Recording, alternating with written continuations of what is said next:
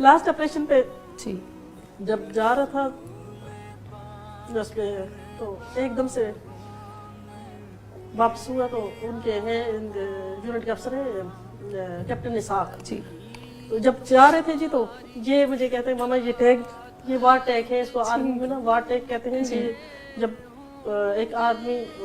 जब फौजी की एक शिनाख्त होती है जी कि जब उसकी शिनाख्त इससे होती है जिसमें उसका पीएन नंबर और उसका नाम लिखा होता है मुझे आके पकड़ाया इसने तो कहते हैं कि बन के आया तो कहते हैं मामा ये अपने हाथों से ना मेरे गले में डाले तो मैंने कहा अच्छा मैंने उसको अपने हाथों से गले में उसके डाला तो लास्ट छुट्टी आया तो कहते हैं मामा 2-3 दफा यूं पकड़े और कहते हैं ये देखिए जब आपने मेरे गले में डाला था मैं इसको दोबारा से नहीं उतारा तो मैंने कहा अच्छा कहते हैं फिर 2-3 दफा मुख्तलिफ इसने आते जाते ना मुझे यूं पकड़ के और मुझे बार बार दिखाया मामा ये जो आपने मेरे गले में डाला था ना मैंने उसके बाद फिर नहीं उतारा तो फिर एक दिन कहते हैं आपको पता है ये कब उतरता है मैंने कहा कब उतरता है कहते जब इंसान शहीद हो जाते हैं ना फिर उतरता है मैंने कहा अल्लाह ताला आपको गाजी बना के लाए और इंशाल्लाह मेरा दिल कहता है कि आप गाजी बन के लौटोगे आगे से कहते हैं इंशाल्लाह फिर जब ऑपरेशन पे जा रहा था जी तो अपने उनके यूनिट अफसर मेजर कैप्टन इसाक है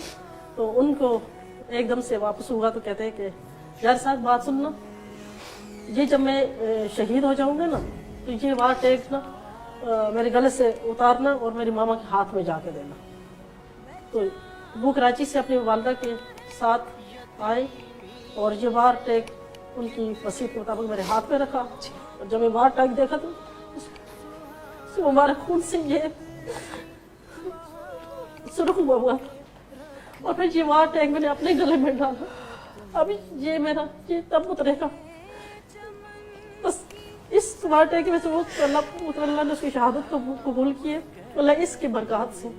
उसकी शहीद की बरकत से इस वार टैग की बरकत से अल्लाह पाक मुझे भी किसी न किसी शहादत की किसी दर्जे की शहादत नसीब करे